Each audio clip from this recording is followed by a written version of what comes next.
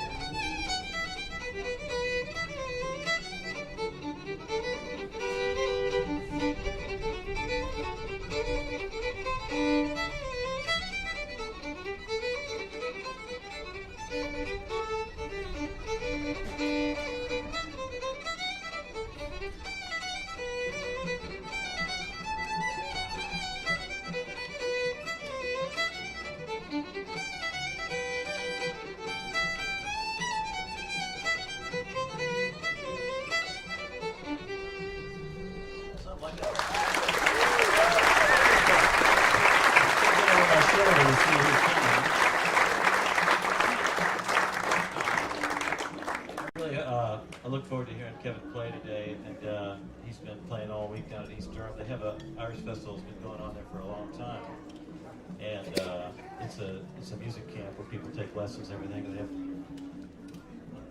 the whole town is filled with apparently Gavin's and O'Connell's hotels and O'Malley's bars and all that stuff, and they have sessions, and it's like little Ireland there. It's the Irish Catskills. Since about 1920, it's been that way, apparently. Anyway, when I was in college, when I flirted with a college career in 1972, I met some friends, and I'd been a fan of Arlo Guthrie, and my friend had the new Arlo Guthrie record, and it had this one track on it called Sailor's Bonnet, and it was a fiddle tune, and I'd been playing some Doc Watson stuff on the guitar, or trying to, and starting to learn how to play the fiddle a little bit, and then I knew that there was this great stuff called Irish music, traditional music, and so my friend played this record, and I kept playing that one track, Sailor's Bonnet, over and over and over again, and I looked at the liner notes, and it was this guy named Kevin Burke who was playing the fiddle on there, and I said, this is the stuff I've been looking for. So I started looking around for his music, and eventually met the guy, and he's a swell man, and I hope someday he'll come here.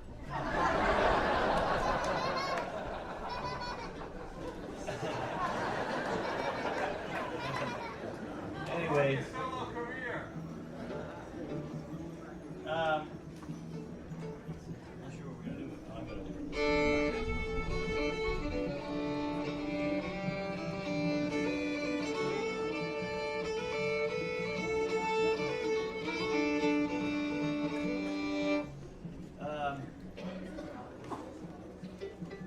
Workshop as well as mine, so if you have questions or requests, go ahead. There's one right there. Yeah, talk a little bit about the relationship between traditional Irish music and what happened when you came over to the side of the concept. Okay. The question is about the describe the process of where the music changed when it came from Ireland to the U.S. and developed here. I think that the music, as it was in this country, it was in that country, it was kind of localized much more before radio, before records were popular. And like it did here, it changed real fast with those two things. And I think it changed much more quickly here in this country because there was more, I don't know, it's just more industrialization. Ireland's a very poor country until recently, and actually the the cream of the iconic fiddlers and instrumentalists in Irish music and singers as well that we think of today. Most of them recorded in New York and Chicago in the 1920s and 30s. People like Michael Coleman, names like that, and the Flanagan Brothers, James Morrison, some of those people, the Pipers. It was a big center in New York and Chicago, Philadelphia, Boston, and the record labels were recording these people, and then those records made it back to Ireland.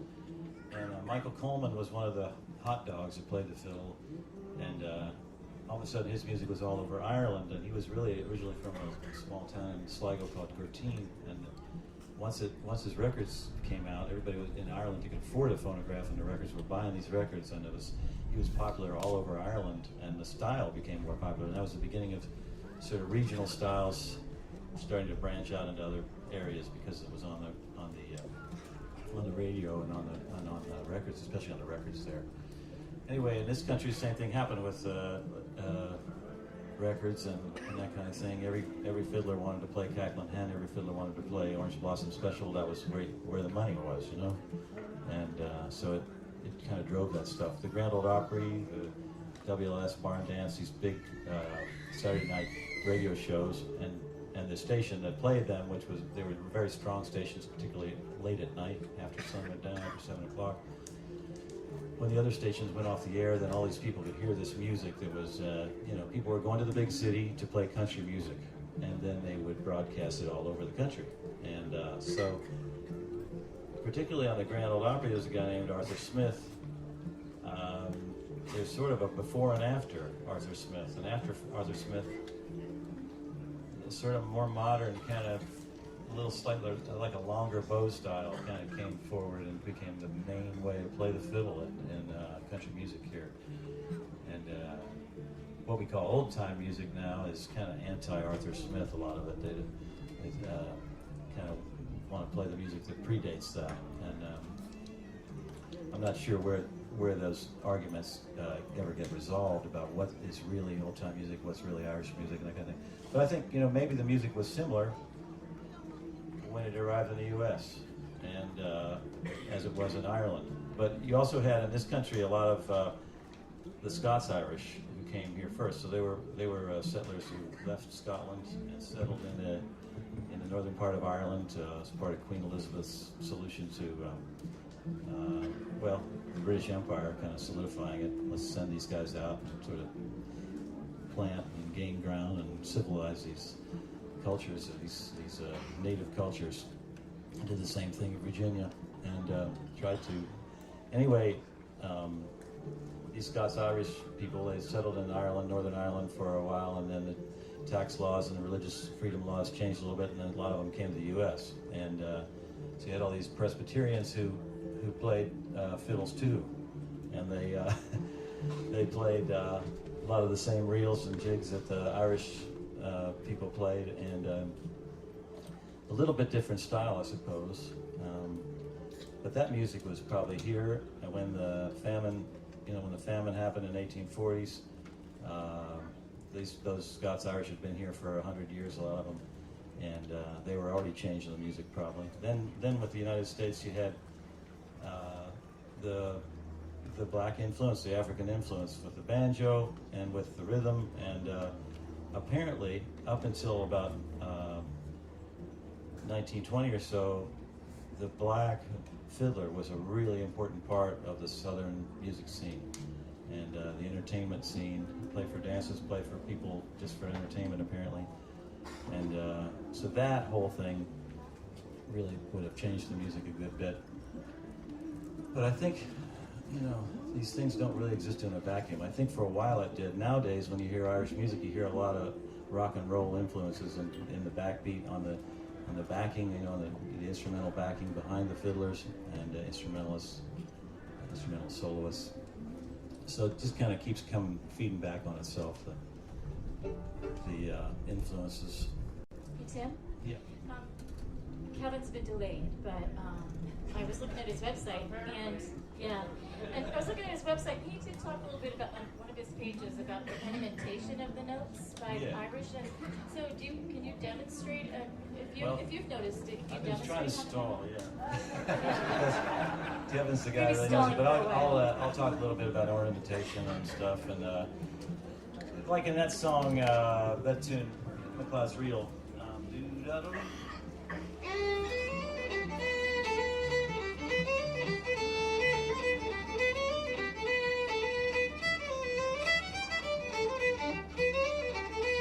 Like that note right there, that B note, might play like an American fiddler might play.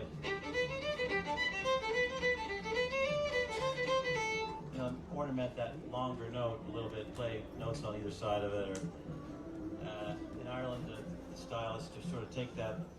They might do what I just attempted to do, but they also might play like a 5-note roll. So you got a note either one step above it on the scale or 2 steps real fast. It's almost like you left-hand pizzicato. So you hit the first note up and then back down, then the note below it.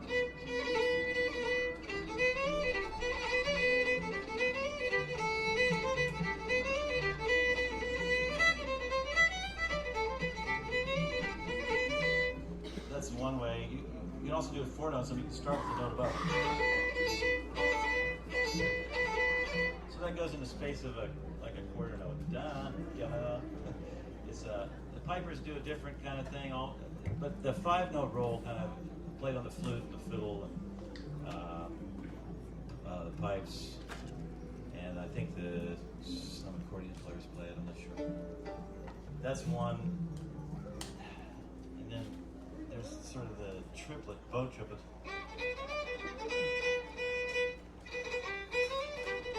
That kind of thing. I don't know how to do that, so I'm waiting for Mr. Burke to show up, who's been delayed. So, but there's some ornaments like in a jig when you play the 6/8. I'm a little more versed in how to work those things in.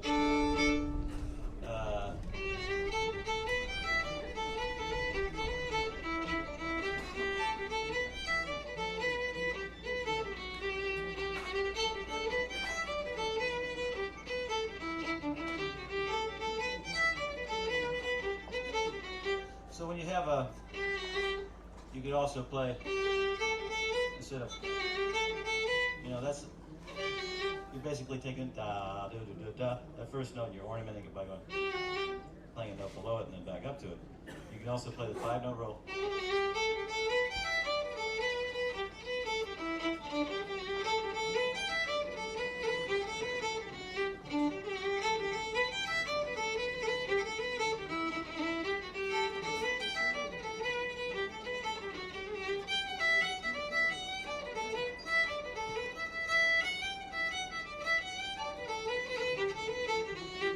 Kind of ornamenting that G note and the B note a lot. I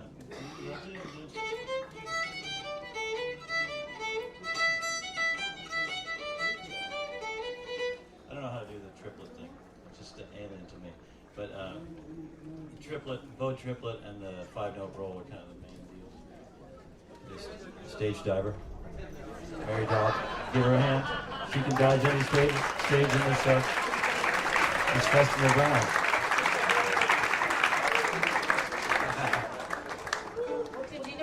Fiddle is? Fiddle? A corfiddle? No. It's a phrase that Kevin Burke was talking about. He said that they have their own language when they're talking about music. He even said that people they'll say, if you're playing, they'll say, okay, kick it down the hall. Have you ever heard that? No, I don't know what that sounds like. Take it home, maybe. Does that end it? That means end it? What's that? Does that mean end it? I don't know. He just said that you have to learn a whole new language. Is that your experience when you're playing in Ireland? Well, I find that there is a different language, and there's a different, there's a whole different vocabulary, you're right. And oftentimes the same word will mean a different thing to people on either side. We're separated by a common language, for sure. it happens with people from all the English-speaking world. You know that. Let's take a question back here.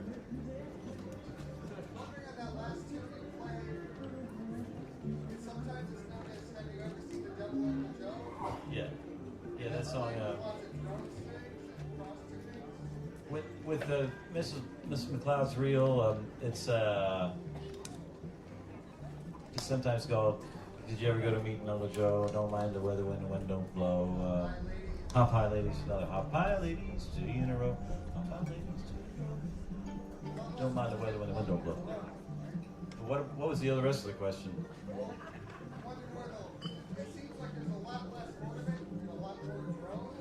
Yeah, the bluegrass and old-time players put a lot of importance on the drone and on double stops, and I'm not sure why. Irish fiddling is very ornate. There's all that triplets, all those ornaments, and it's you can get really thick with that stuff. Whereas the real like when you go to the Western style fiddling, well, let's take Bob Wills for instance. His whole thing was very smooth and very long strokes with the bow, and very smooth tone he was after. Whereas the Irish players, a lot of them will go for a real percussive effect. That's shared with a lot of the Scots players and also the Quebec players. If you hear them, the Cajun players kind of play smoother style, Western swing, and but yeah, the drones and double stops. I mean, just you might play it, single notes.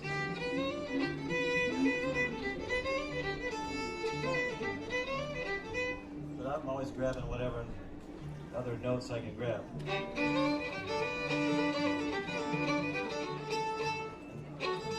Instead of just playing single notes, I might play do double stops whenever possible to sort of get a bigger sound. It's just, I don't know, fiddlers do this stuff because they can. Question there.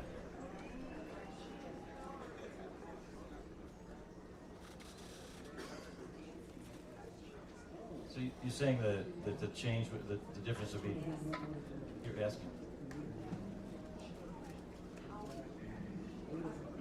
The way you dance would change, the dances would change the music, and I think, it's different. For instance, in the United States, the hornpipe sort of melded into the reel with the feel. People don't really dance it any differently. They call it a hoedown, a breakdown, or they call it a reel or a hornpipe. It's usually about the same tempo and the same feel. Whereas in Ireland, it would be, a hornpipe would be beating instead of with a reel. And the jig kind of disappeared for whatever reason. And I don't know. I think one thing that happened is the two-step came in, and waltzes and two-step became more popular in dance halls, and particularly the farther west you go, that rules. And it was less. I think honky tonks kind of ruined probably took a lot of that stuff away. I don't know. Red Knuckles is fault. Yeah. So, but yeah, dancing. This music was made for dancing. People are crazy for dancing all over, and in Ireland, people would take lessons from dancing masters. They'd come around for 2 weeks, and they would learn set dances with groups like line dances and circle dances. And they also learned those fancy steps, and so people were crazy for it. They needed tunes to dance to, and the musicians were writing tunes. So there's like gazillions of tunes for people to play to dance to. Let's take a question from this side. No, there's one. Reel and a jig. Well, a reel is in 4 or 2/4. It's an even tempo. Da da do da da do da da da. Batman. That's one. Now, a reel is an even time. 1, 2, 3, 4. 1 and 2 and 1 and 2, however you count it. Whereas a jig is, the reel is like 1 and 2 and 3 and 4 and da da da da da da. or evenly da da do da dee da da do da da da. You know, you can accent the first note da dee do dee dee da. That's kind of a hornpipe da dee do dee dee da. The first of two evenly would be a real da da dee dee dee dee dee da. Every beat on a jig would be divided in three. Da da da do da dee da da do dee dee da dee da do da do 1 2 3 1 2 3 1 2 3. It's in 6 1 2 3 4 5 6 1 2 3 4. It's really 2 beat 1 2 2 2 3 1 2 3 2 2 3 like that. So that's a jig.